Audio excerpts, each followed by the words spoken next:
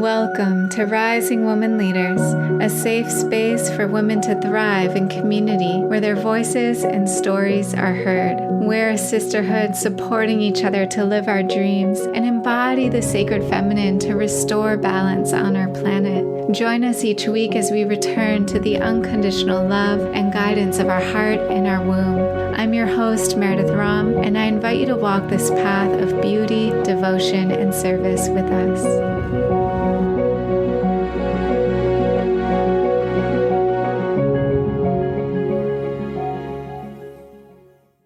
I'm here today with Allie McFee, who's a women's health educator, hormone balancing chef, Red Tent facilitator, and certified tantric practitioner.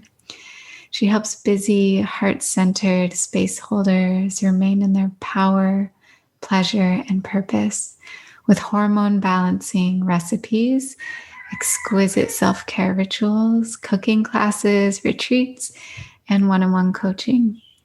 She also facilitates womb space clearing practices to help women honor their sacred no by creating boundaries, releasing emotional stagnation, and radically loving their bodies and sexuality. And she also has a new course called Soul Food, which we're going to get to talk a little bit about today, really supporting women with emotional eating and coming into right relationship with food. So thank you for being here, Allie. Thank you, Meredith. I'm absolutely honored. Yeah. And Allie is a sister that I've been getting to know in person on Kauai. And it's been such a joy. I feel like there was a feeling of just having known each other for a long time when we met, a real ease.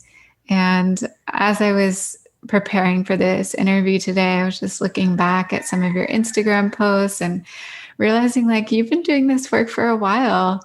And it just reminds me of myself because I was like pretty much early 20s, like starting my business, no idea what I'm doing, and just making it happen. And so I just first wanted to recognize that you've been doing this work for a while. Is there anything you want to say just about that journey of starting a business at a young age? And I'm also curious just how you came to this work. Yeah, absolutely. Yeah, I just want to acknowledge how much I adore you and how I'm laughing hearing the roosters in your background and the roosters in my background. Being on Kauai, there's roosters everywhere. So yes. I love that. And this is a really powerful question, Meredith, that you're asking me right now around doing this work for a while. You know, for me, I've always had a deep passion to help others with where I've been challenged. And menstrual health was a challenge for me. Food was a challenge for me. Body image was a challenge. Sexuality was a challenge. I was raised Catholic and very traditional, and also a lot of pressure around what success should look like and what success should look like for a woman as well. So there were a lot of feelings that I had felt all throughout my 20s, like trying to find my own version of success while having this deep passion to help others. And my own experiences and challenges has what's led me to create Modern Goddess Lifestyle with all of the programs that I've offered. Because really it's that alchemy process, right? When I've gone through all these challenges and I've deeply felt these emotions of fear or shame or doubt or unworthiness, to be able to meet that and overcome it and feel liberated is what I want every human to experience. And so, yeah, the message of this work is really to help others be empowered and believe in themselves and their gifts so that they can live their dharmas and be in their full creative expression. Yeah, I can so relate. And often it's our challenges, like our biggest challenges, that lead us into our purpose and the things we're here to help others with. And that deep longing to want to help others, especially when we find the resources, because sometimes it doesn't come so easily. We're so blessed now to have the internet and to have all these people who are learning new ways of doing things and sharing what they've learned. I'll share just a little bit of I first came into coaching actually through food as well and through nutrition because I was having a lot of challenges in my digestion and also getting acne. And it was like all the doctors and dermatologists that I were seeing were like, oh, yeah, there's no connection between food and your skin or your, it's just like I had to go searching for this information and to like go on the internet and finally found some different resources and guides and started finding organic and raw foods and cleansing and all of that. Can you tell us a little bit more about those challenges that brought you onto this path? Yeah, absolutely. So it's interesting that you mentioned raw food because that was the gateway to me for my spirituality and this path that I'm on with healthy, conscious living. And I actually became a raw food chef in 2011 and helped open a plant-based restaurant in Indianapolis, Indiana. It was the first in the Midwest that was completely dairy-free, gluten-free, lots of smoothies, juices, raw food, cheesecakes, things like that made with cashews and maple syrup. And yeah, I fell in love with the raw food diet because for me, at that point in my life, it was early 20s and I had just graduated college and I had some addictive patterns with partying and alcohol use. And when I got my first full-time job, I was relying very heavily on caffeine and stimulants to help me mentally have energy and show up focused. And I just started to feel a lack of vitality and a heaviness in my body, as well as no longer being on a college campus. I was walking everywhere and then dancing all night.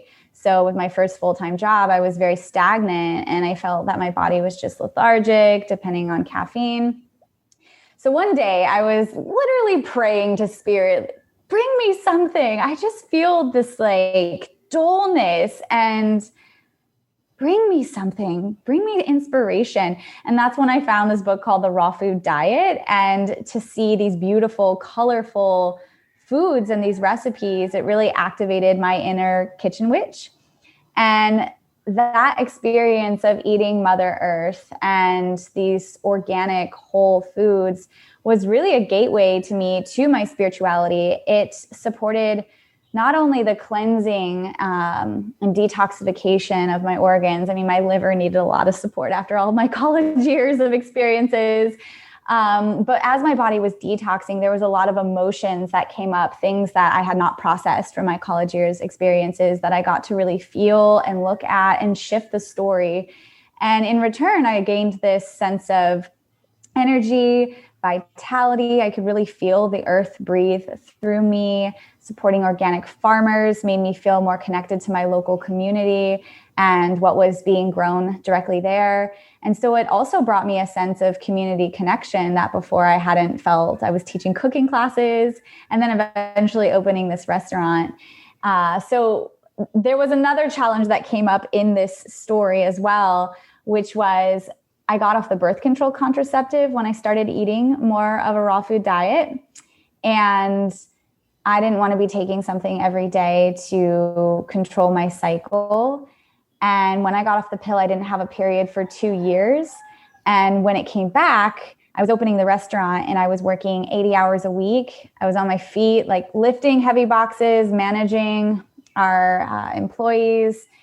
It was a very heavy, physically laborious job and so close to my heart. This was my dharma. This was my passion, but I really burnt myself out. And my period did come back. It finally regulated, but because of all of the stress, I ended up having 2-week-long menstrual cycles. So here I am in this position, working very, very hard and experiencing 2-week-long bleeds where I would have a lot of brown staining for about 7 days. And then when my red flow would finally come, it would be very heavy. It would last about 7 days. And I was so exhausted that I would be going to all of the quote unquote healthy plant-based desserts, right? But sugar is still impacting your blood sugar levels. And so it just spiraled me out of control. And I eventually left that job to nurture my health. It didn't make sense to hold this space of healing and health for the community when I myself was just being so depleted from the whole process. And so I went to the OBGYN, and of course, what they offer is more birth control contraceptive. They also offered me synthetic progesterone because I had what was known as estrogen dominance, which is high estrogen in relation to progesterone. My progesterone was really low, which is why I was having those 7 days of brown bleeding, spotting before my heavy red flow even came. And I had high cortisol, which is a stress hormone. And so I felt really defeated, really disempowered because I was so low, so exhausted, so fatigued. And I felt like I had failed with opening this restaurant and then not being able to continue as head chef. And so I thought for a moment to go down that path, but then I had this, those downloads, those epiphanies that come through. And it was like, what if I return to my love of food and use food as a way to help nurture my hormones? And so then that's when I found out about the 4 seasons that we go through hormonally, and we need different nutrients and requirements for each of those 4 inner seasons, inner phases. Our hormones shift, and so our mineral requirements and the types of food we need are also going to shift depending on where we're at in our cycle. So I started eating more cyclically, and then this brought a deeper connection to my womb and helped me tune into the emotional blocks, the repression around my doubt or sexual shame or just there's a lot there I could share, but that's just touching on it. So those were some challenges for me, but eventually my periods did shift to 3 to 5 days. I released the whole programming around it being a curse. I love bleeding now. I helped facilitate an opening of a red tent in Indianapolis so others could also connect with their bodies in this way. So the whole process of me learning how to re-nurture my body and really feel my emotions and tune into a more harmonious relationship with what my body's physiology was already doing and listening to it, it caused so much yumminess in me. And then I wanted to overflow that into the community. And so, I really feel as women or womb carriers in our history, we've done this together. We're at the camps, birthing babies, weaving baskets. And it's important to be together and come together when the society has so much energy ingrained and going. A lot of that stress can really mess with our hormonal system. And then we feel isolated. We feel like we don't have others to connect with. And that's not the way we've done it in the past. So it's always been my desire to share what I've experienced with others so that they don't feel isolated or stuck. That's a bit about my challenges. There's a whole other unfoldment as to what's been developed in my business, but that was definitely the gateway, and food has been a staple throughout my whole journey. If I go too long without cooking for myself, if I'm traveling, part of my magic gets lost. So for me to be in the kitchen and working with the herbs and chopping things up and smelling the aromas and stirring the pot, that really brings me back into my body. So it's a love that I have that not everybody knows how to do. And so I feel very blessed to share those codes with others. Yes.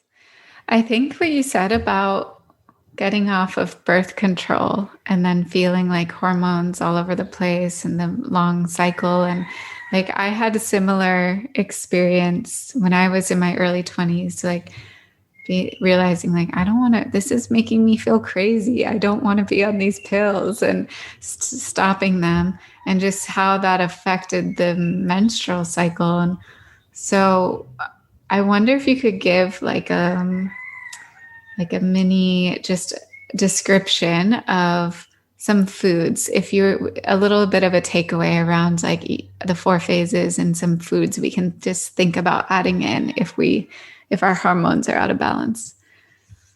Yeah, absolutely. So if anyone is new to this, you can think about it this way. So we have these seasonal shifts as well as we have these moon cycle phases, and seeing, winter into spring, to summer, into fall, or, the waxing into full, into waning, into new moon. We have these inner rhythms within our menstrual cycle. And we're going to go through an expansion with hormones rising and our fertility rising. And then we're going to go through a contraction where eventually the uterine tissues are being released and we're bleeding and all of our hormones return to a low level. So that being said, pretty much all of us know when we're in the menstrual phase because we're bleeding, right? So let's start there because that's the easiest to understand where we're at in our cycle.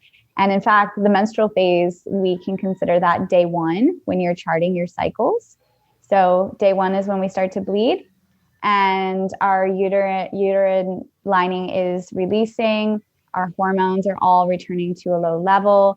The right and the left hemispheres of the brain are becoming more synced, which is why at this time, if we actually slow down and have space in our lives to deeply feel, we may have these epiphanies come through. Whatever we felt challenged with pre-bleed, where we felt irritable and moody, if we allow ourselves to have space and really drop into our body and move it and connect with our emotions, when we start to bleed with that syncing of the left and the right hemispheres of the brain, oftentimes those aha moments will come through with solutions to those challenges that we had been experiencing prior. And so in this phase, because there's a lot of inner movement, it's good to slow down external movements and really support the body with mineral boosting foods. So I love to make sushi or put like dulse in my soups.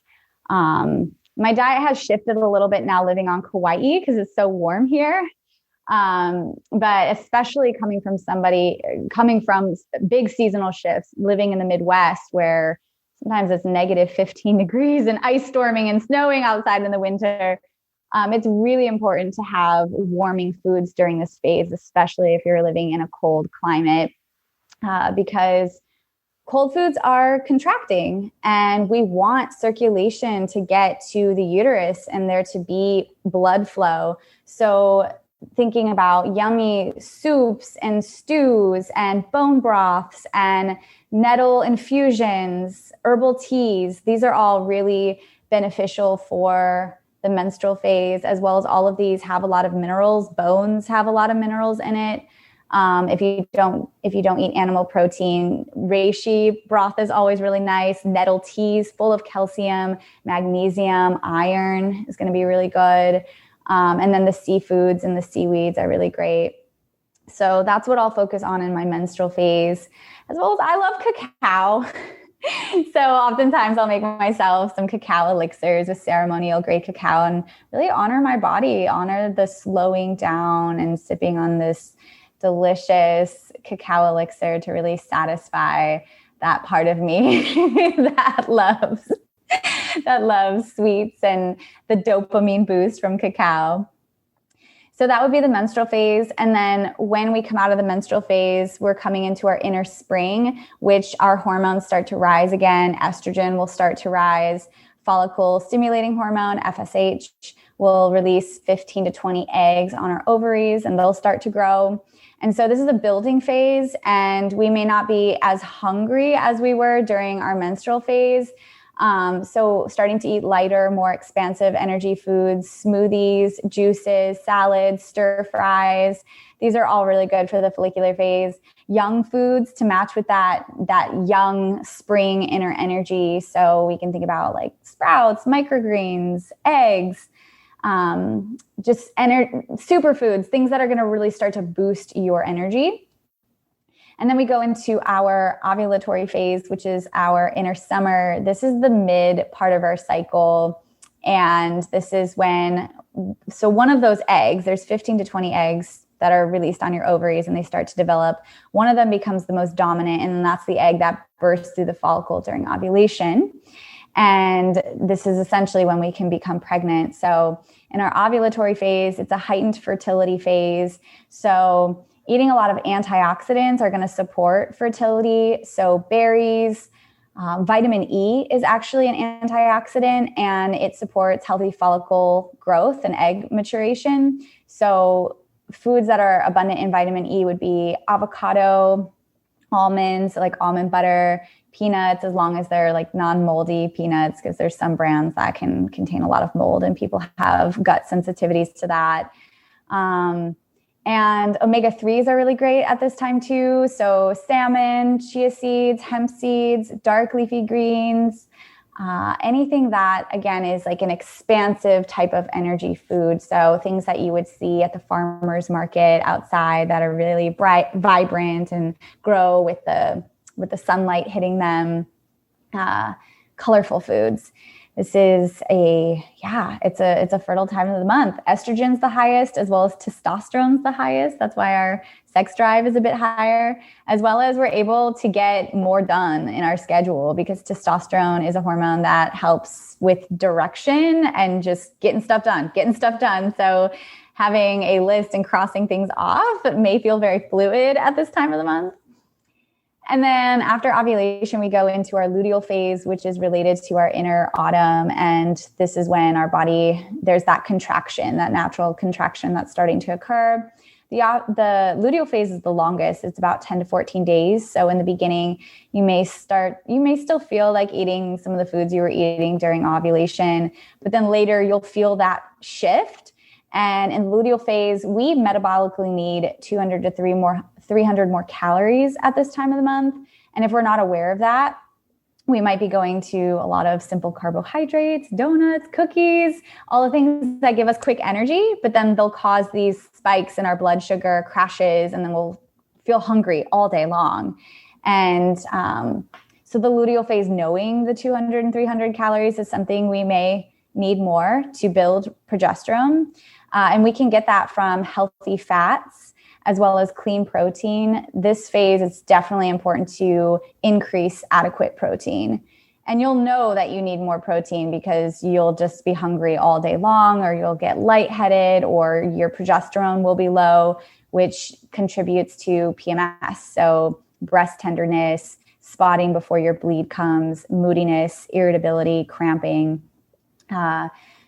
Eating foods that are higher in protein, healthy fats, supporting the liver at this time of the month. Cruciferous vegetables like broccoli, kale, Brussels sprouts really help the liver in its metabolizing of excess estrogen, so the hormones can be in right ratio. As well as turmeric is really great, like turmeric, ginger, chai spices, because they're all anti-inflammatory. And then foods that grow beneath the earth. So root vegetables naturally have a contracting energy because they grow dark in the soils. So any of these foods would be really good for the luteal phase. And, I don't follow this to a T every month. I really listen to my body's cues, but I notice generally working with these principles has been really helpful for me in supporting what I'm going through, like having a blueprint, having a methodology to tune into my own cyclical energy is really empowering for me. And it's become a ritual for me in the kitchen as well, to really honor and let each phase have a voice, have its magic, and know that I'm providing specific nourishment through these mineral choices for each of these phases and energetically through the foods. It's definitely been a ritual to honor my body and honor my womb. So I hope that gives information for anyone who's new to this to get started. I've got a lot of articles on my blog as well as YouTube videos. I'm pretty passionate for eating for the phases. Yes, that's so helpful. Yeah. And I think I saw on your course that's coming up, Soul Food, that you have like a bonus cookbook that you send everyone about this. I do. Yeah. It's called the Moon Cycle e-cookbook, and there's recipes for each of the phases. So, wherever you're at, if you're a kitchen witch and you're just looking to really dive in deeper, recipes here are great. Or if you're new to the kitchen, I really want to inspire people, because I work with a lot of creative entrepreneurs who oftentimes don't have the space in their schedule to cook. And so they feel really disconnected from nurturing their body that way. And so they'll come to me and they'll say, I want a better relationship in the kitchen. I just don't know how to cook. So I love sharing these codes and these recipes with those who are desiring a deeper relationship in the kitchen, because our connection to food can really tell us a lot about our inner energy and our unconscious beliefs. If we're restricting our food intake or we're feeling deprived around food, that can affect our abundance and our prosperity, because it's all just one energy flow, right? Like there's always enough. There's always enough. And getting in a diet mentality and being so good and controlling our food oftentimes will cause the yo-yo effect later, that now we want all of the food, or we feel really erratic around our food choices. So really being able to come into healthy thought patterns with food as nurturance. It's how we self-care. Eating and feeling abundant and allowing ourselves to eat the chocolate at times is a way to really create more ease in life in general, which then impacts the entrepreneur's up-level journey and their prosperity and in their business, because they have more energy, they're feeling more abundant. So our relationship to food can tell us a lot. And then one more thing about that cookbook is it's completely gluten-free and dairy-free. There are some animal protein recipes in there. I feel like this is something I really, really care to share, because you and I were talking about the raw food diet in the very beginning of this episode. The raw food diet was plant-based food in general was so healing for my body, so healing. But it got to a point that my identity became involved with what I was eating. And especially because I was so public in my community with teaching cooking classes and opening a plant-based restaurant and posting plant-based food photos on my Instagram. And only that, I was emotionally attached to this way of eating as my identity. And I literally feared eating other foods for being judged that it wasn't spiritual enough and that I wasn't being ethical. And my body for at least a year was craving for animal protein. And I didn't listen to it. I didn't listen to it for a whole year. And that continued to spiral me out of control into, not getting what I needed. So craving the plant-based the sweetened desserts, which is still sugar, right? My body needed other foods. So I feel really called to share that in my recipes. There's a lot of plant-based. They're gluten-free and dairy-free, because typically people who have hormonal health challenges have digestive challenges, and having meals that are free of dairy and gluten are oftentimes going to support people who have food sensitivities. But although there's a lot of plant-based, I'm not an advocate 100% that says this is the right way for you to eat. I believe that everyone has their own inner right way to eat for themselves, and that's going to change throughout their cycle. It's going to change throughout the cycles of womanhood. It's going to change throughout their lives, where they live, what type of job they're in, if they're giving birth, if they're postpartum, menopause. So yeah, I wanted to share that message because I feel like it's really important for anyone that's listening to this that feels like really restrictive or stuck, and are feeling pressured by external belief systems of how they should eat. Being able to come into the body and really listening to yourself and your inner guidance is the most empowering process. It's been empowering for me as well as listening to my cycle, like letting my cycle tell me what I want. Like she's the one ruling me.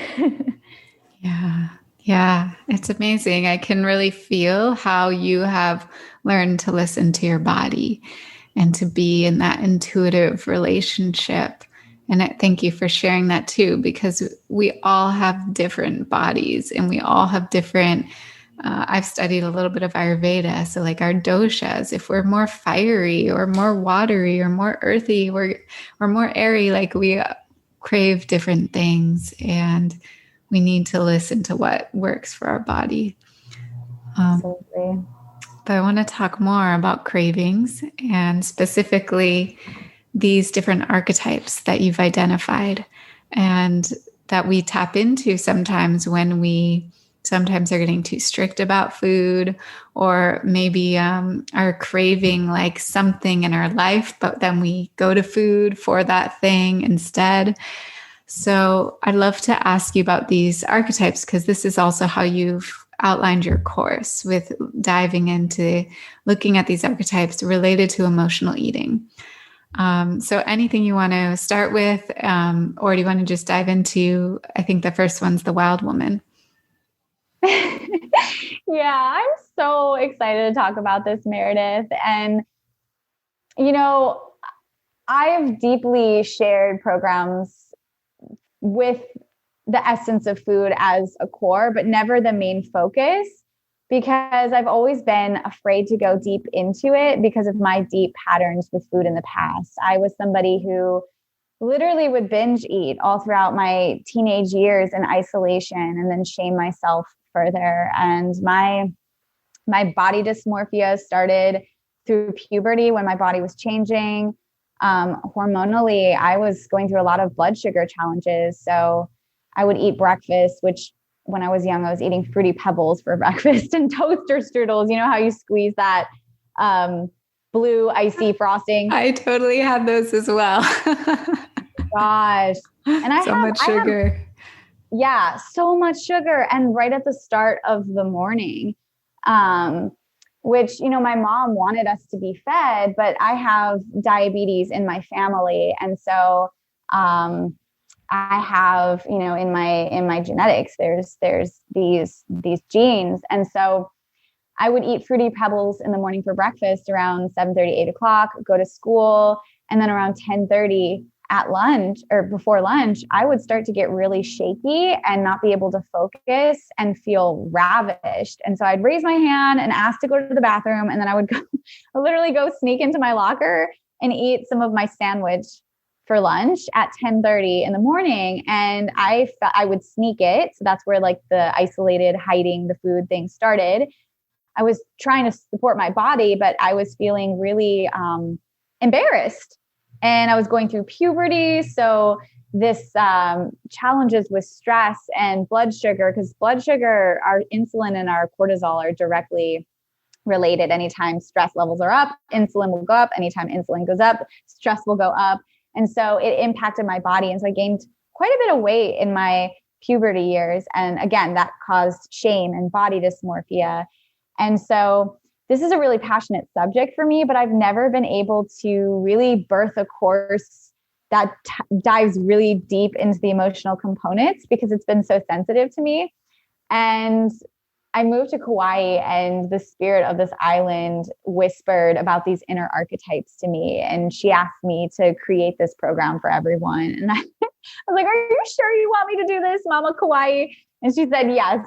So I've been kind of as you know, we've talked about this. I've been kind of putting it off, but finally, like I had enough people come to me, look me in the eyes and say, "Allie, we need this program." So I just went with it. And now I'm feeling so alive and excited to share this with everyone, because we really don't need another diet regimen telling us what to do. Like, who wants to be told what to do, right? Whenever we keep relying on external factors to tell our inner self what to do, we lose touch with our sovereignty. We lose touch with our inner codes. And so these archetypes have become a template.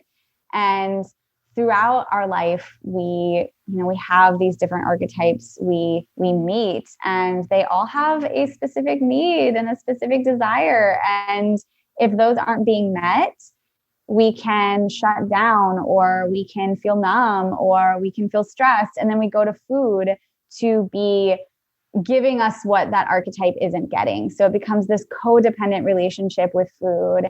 And I'll give like a little just synopsis of each of them.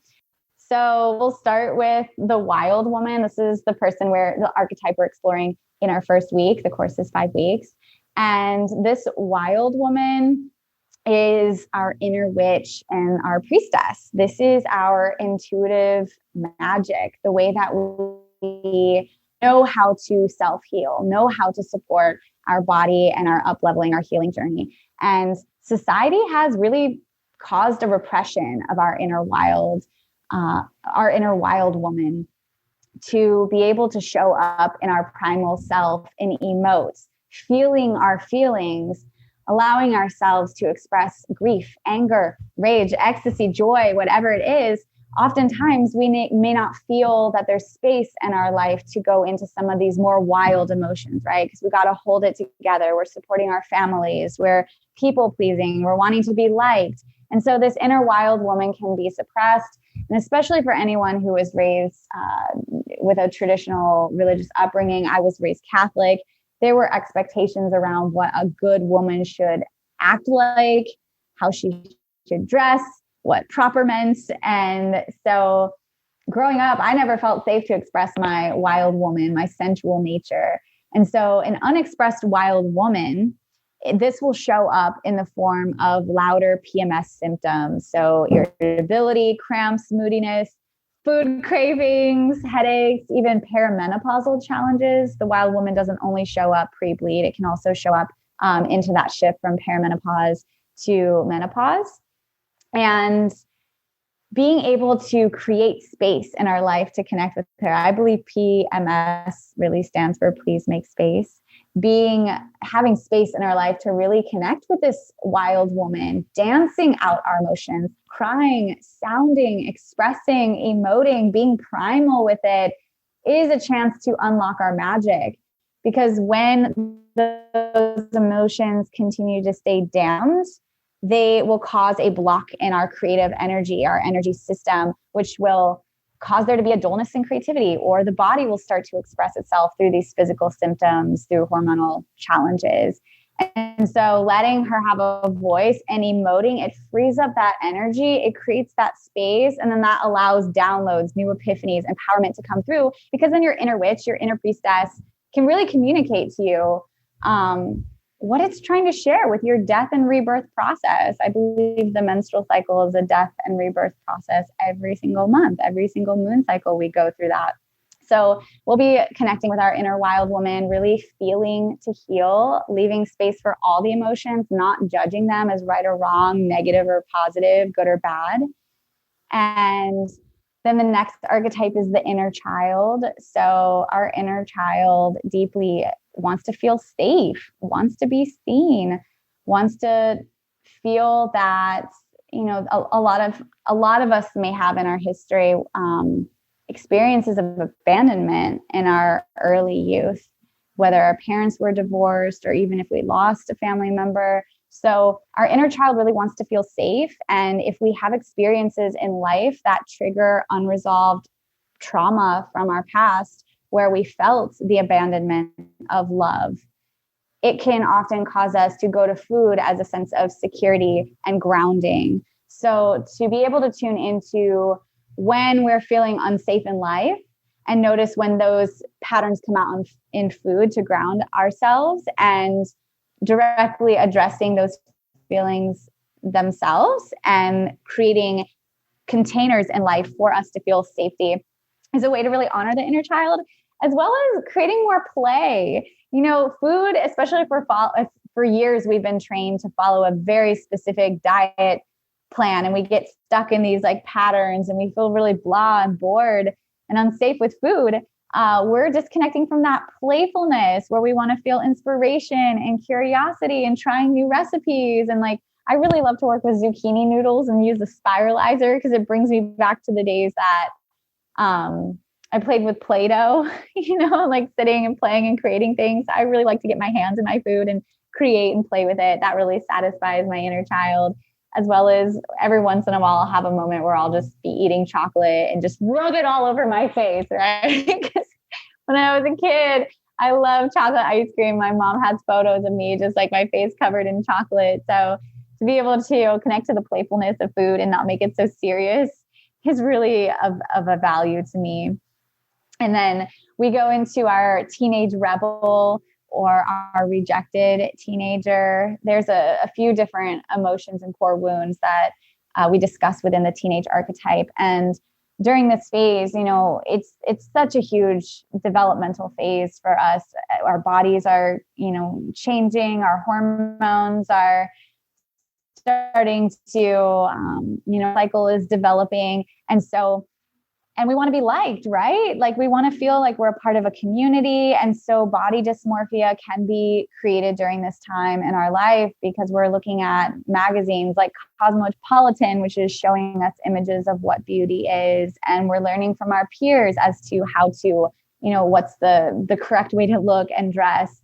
And so a lot of developmental things around food can be developed in this stage, as well as the teenage rebel, if we did come from a very restrictive upbringing where our parents or society had pressures for us around what success meant. And if we're a rebel, we don't want to take no for an answer. We don't want to, just accept the blueprint that's being handed to us of what we need to do in order to abide by the law. And like for the paradigm shifters, for the people, again, I work with a lot of creative entrepreneurs. A lot of us are birthing these no codes in our businesses, creating these templates that have never been seen before into our society. And through the use of social media, like this is spreading, this is becoming new thought patterns of healing. And so really like the rebel is it's a self that is protecting our inner intuition. It's protecting our sovereignty. It's protecting our own truth and being told what to do. And rebelling with food can be a way of coping. But really, when we understand what the rebel is really seeking, which is liberation from the controlling thought patterns, this can be a big way to reclaim that sovereignty and create more space in our life for originality and authenticity. So that's the inner rebel. And then the sex goddess, the lover, just longs to feel pleasure. And pleasure is something that we can go to food for. Again, that codependency of chocolate boosts dopamine, sugar makes us feel energized and really good. But the thing is, if we become dependent on food for that experience of euphoria or happiness, eventually it's going to cause challenges with our blood sugar. It's going to cause there to be a lack of energy because anytime blood sugar is spiking, it's going to dip down and then we're going to feel tired and maybe need to depend on more sweets or coffee to give us energy. So really learning ways to build connection in our life with intimacy, whether it's with your lover or your own body, learning what turns you on, deepening your relationship with food, orgasm, and pleasure, knowing that life is a lovemaking process and orgasm isn't just something that happens in the bedroom and it's an end goal, that it is a whole experience of life, feeling turned on and letting your curiosity guide you and open your heart. That's what the sex goddess is really craving, that deeper relationship with intimacy, pleasure, in its relationships, whether it's in an actual intimacy relationship with a partner or friends, or even that loving connection with food. Like, how do we, if we're going on a date, we're getting dressed up to be with somebody. It's a whole process of building a relationship. And we can do the same thing in the kitchen with food, decorating it and, putting beautiful edible flowers on our food, or, sprinkling hemp seeds on top of our smoothie, or using beautiful bowls or rainbow mugs. Like, this is all a way to really come into further pleasure with food and give it the presence that it deserves. And then lastly, the superwoman.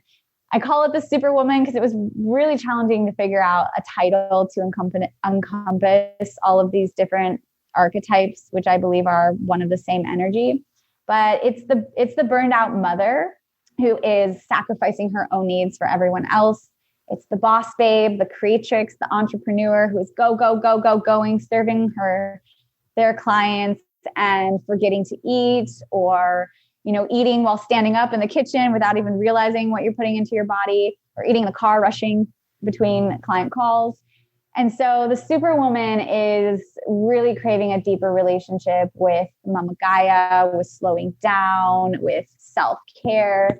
So being able to shift the whole mentality around like food being this disconnect, or like thing that it's like a chore. We have to do another thing just on our task list that we need to get done. And instead, opportunity multiple times a day to presence oneself and self-care and really fuel is what the Superwoman is seeking. So she's not like waking up and feeling exhausted before the day even begins and only being able to get out of bed with several cups of coffee. So in a nutshell, I kind of shared a lot about them, but these are the 5 archetypes. And yeah, they each have core wounds. They each have needs. They each have trauma. So being able to really tune into what are these archetypes needing? When do they get stimulated in our life? And how do we nourish them rather than going into the pattern of food in the kitchen to numb ourselves or distract ourselves or forgetting to eat, and really tuning into the emotions itself, I believe is the gateway to our inspiration, our creativity. Nurturing our body and having that deep relationship with ourselves is, for me, that's how I've been able to grow as an entrepreneur and help others, because I really feel that wholeness and rootedness within. As well as like so many years, I've distracted myself in the kitchen from up-leveling in my business, been terrified going through like a new program launch or something. And, you know, to not meet the fear itself, not meet the thing itself, to go into the kitchen has been a way to distract. So yeah, this is a whole methodology, a blueprint to help those who just want to have a deeper relationship with themselves, with food, with their inner Shakti archetypes, and no, like you have to eat this in order to feel this way. You have to do this. Like throw the rules out the window. This is about really meeting ourselves and what we're deeply, deeply craving.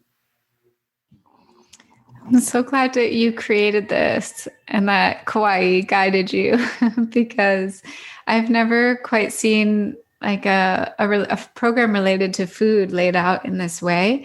And I could just so relate to these different archetypes that you shared about and how these times when we go to food, when actually there are other needs that we have and that we can look at. I know the other thing is like having a container and a group and people on that journey with you can be so helpful for accountability. Is there anything else you want to share about the course itself or just what you envision for people stepping into it? Yeah, I really like how you said that, Meredith. We can heal so much through community and knowing we're not alone. We were talking earlier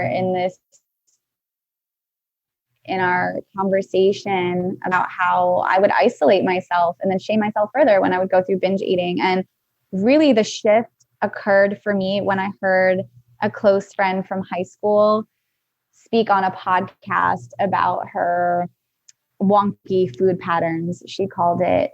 And by hearing another woman who I really deeply respected, like finding out about her experience with food and how she still sometimes would go through them during challenging times in her life, it was really raw, vulnerable, and edgy for me to hear. And it made me realize that I wasn't alone. And so the more that I spoke about my journey and started to really own, I used to have emotional or binge eating patterns. Emotional eating was a big thing for me. Sometimes it still comes up for me. To really be able to speak about it, it doesn't hide it. It's no longer an isolated thing that I'm feeling ashamed of. I'm just sharing my story. And then I found that so many other people had similar stories and that I wasn't alone. And I think that's what we're all really truly seeking, is to know that we're not alone. We're not crazy. We're lovable. And we're not alone, and being together and feeling this trust that, yeah, together we are shifting the paradigm by being able to reclaim our voices and tune into these spaces that have been hidden or shadowy and feel empowered by each other and supported and celebrated. I feel that this is how we're shifting the paradigm, how we're coming into really loving our body temples, shifting the relationship we have with food in the kitchen, and being in a place to really set that example for our daughters and our children so that it doesn't, the perpetuation of secrecy and body shaming and unconscious beliefs doesn't continue. And so, yeah, community is a big part of this course, people's personal stories, as well as there's a lot of pleasure rituals and embodiment practices. Like, we get to deeply meet these parts of ourselves that feel fragmented, go through some timeline healing, We're going to be working with a yoni egg and doing sex magic rituals to really build up orgasmic energy, because I really feel the gateway to healing is through pleasure, because pleasure is expansive. I know for me, when I'm feeling resourced and open and in pleasure, that is way easier for me to try on new beliefs, because I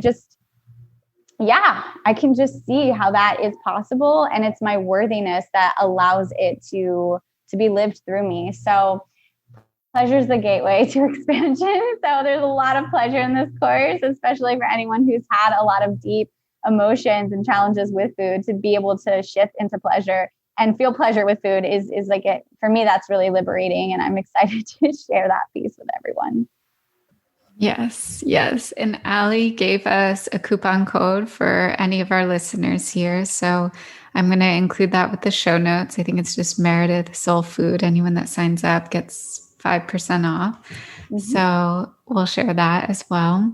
And it's just, I'm excited about all the people that are going to come together and going to get to receive that community and that support, and this to really look and shift some of those wounds and patternings that we picked up at these different times in our life and are still playing out and just needing attention and needing love. I'd love to hear if you have anything else you want to share about sex magic or pleasure or any of that, because I know this is a big piece of just who you are in your work as well. Yeah, love. Now we're getting into the deep witchy priestess stuff. Yeah. So again, I was taught to fear my sexuality. I mean, I wasn't taught it, but I learned it from my elders, because it was something that was hidden, and it was something that I was actually shamed for, being brought up Catholic and, don't have sex till marriage. And I did have sex before marriage, and I was caught and I was shamed. So there was a lot of programming with me around sex for many, many years. And, to be able to, again, come into a place of empowerment around it and connect with it, to work with my creative energy, to continue to up level in my business, has been revolutionary for me. So in the term sex magic, I just see this meaning orgasmic prayer. And when I come into my pleasure expansive rituals, it's a chance to allow myself to release all the chit chatter that's going on, that can sometimes happen when we're so deeply involved in community and we're hearing everyone's stories, and when we're going through our own emotions, feel stagnant, feel blocked, feel overwhelmed. So for me, it's an opportunity to deeply come into my body and start to ground into this body temple and build up the orgasmic energy through breath, sound, and movement and intention. Which orgasmic prayer, it's that prayer, that intention of how I want to cultivate my sexual energy. How do I want to presence myself? What do I want to funnel my creative energy into? And so I'll either work with a yoni egg or a pleasure wand, and allow the sensations in my body, the turning on to happen, to be intentionally funneled into a love-making process with an idea for my business. So if it's like the initial phases of a course, or I'm writing a blog post or something, it's like I'm flirting with this idea and I'm foreplaying with this idea, and then I'm lovemaking with this idea, and building up that orgasmic energy allows there to be an opening and new insights, and it allows me to really embody it so that my whole body is open to this idea. And so I really love to work with that energy in creation, because forcing creativity, feeling pressured with creativity, creating just to produce, it's not going to light us up. We need to feel turned on in life by what we're doing. And so sex magic, orgasmic prayer, working with the wands, doing spells with them, enhancing just the muscle connection inside my yoni and the sexual energy with the jade egg. I usually work with a jade egg, has been a way to, just come into more communion with what it is I'm actually birthing, because it's the sacral chakra. It's the energy of creativity and sexuality. So that's it. That's a little bit in a nutshell. It's definitely a powerful ritual dear to my heart. Yes. I love what you said about birthing our creativity in the world. And anyway, it's like, it's going to be a lot more fun and enjoyable when we're doing it from a place of pleasure and like giving it space and enjoying it rather than trying to be in that superwoman, productive, getting everything done type of place. Yeah. Mm-hmm. Is there anything else you want to share that you're just excited about in your biz right now? Anything you want to add that's coming up, or how people can find you? Yeah. What do I want to share? My new website is launching next month, which I'm really excited about because, yeah, I've really had to, what you were just speaking to, I've really had to surrender this need to produce and get things done in a specific timeline. I had a vision a year ago to change my website. And so it's finally happening next month. The launch of it is actually happening, but this project was initiated in March of 2020. And yeah, I think where I'm at this stage of my entrepreneurship is less forcing, less trying to get things done in a timeline that puts a lot of pressure in my life. I really am enjoying this process of lovemaking in all aspects with my creative energy. And sometimes that takes a bit longer because it's a death and rebirth process that's happening. And so, yeah, what I'm trying to say is that it took a lot longer to create what I've created with my website change. But with my patients, there's been a whole process that's changed inside of me. And what's now emerged is this death and rebirth process that's happened with me as an entrepreneur, and letting go of like the need to have it be completed by a certain time or agenda has really given me that space to let it organically unfold and simultaneously go through that organic interchange. So then the outer is matching the inner and it's really authentic. So timing has always been a big thing for me in business, and coming into more trust around my own timing and releasing the concerns around having to or should be getting things done has been a huge evolution for me. So I'm celebrating that. And you could probably relate to having been in business for so many years. Like, you're not the same person you were when you started. There's probably been so many evolutions, death and rebirths along the journey. Yes, so many iterations, so many websites, all of it. Yeah. Yeah. And we're always evolving. So I want to reiterate what you said around divine timing and not pushing and forcing. And I actually just made an Instagram post about that. It's like the energy of when the universe is with you, when you're like swimming with the waves rather than going up the current. And it's just like, when we're willing to listen to those signs, there will just be that cosmic push and things will happen. And I'm studying Vedic astrology, so I learn about all of that with the planets, and just there's certain times of life and transits that happen where it's like we feel that divine push and it's able to come to fruition. I love that. Yeah. Allie, it's been a joy to have you here. Do you have any closing words for the people listening? Anything you'd love to leave people with? And then I'd love to end with a closing prayer.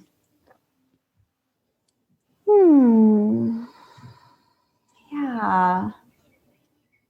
For anyone who's listening to this who is still experiencing shame around your food choices, I'm just going to invite you to know that every meal is an opportunity to change the story. So this meal or this past meal that you had doesn't define you. And that's our Shakti. It's always wanting to change and flow, and it express itself in new ways. And so, yeah, that is what I want to speak to. Is that every meal is an opportunity to feel more pleasure, to feel more abundance, to try new foods. And the more we come into just acceptance and love and pleasure, that's been a huge gateway for me in shifting this dynamic. And so, yeah, I just want to honor anyone on call who's going through it right now. Know that you're not alone and that you can totally feel pleasure with food. Mm-hmm. Yeah, so let's just breathe that in.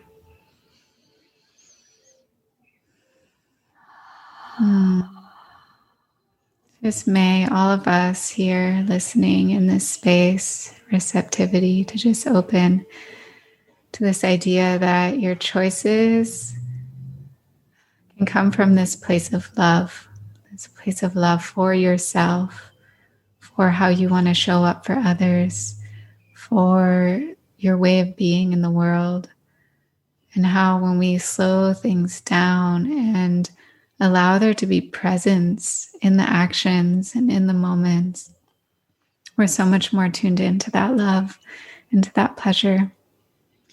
So just breathing that into the heart along with any other gems you want to take away from today. Just feeling so much gratitude for Allie and so generously sharing her wisdom with us today. Thank you so much, Allie. And thank you to everyone listening. Many blessings. Namaste. Thank you.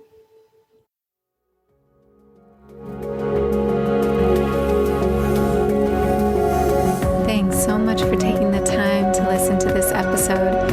If you liked it, share it with a friend or leave us a review on iTunes.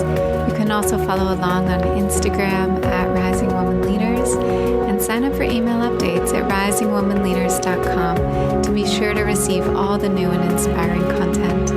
Thanks again for being here. It's an honor to walk this path with you.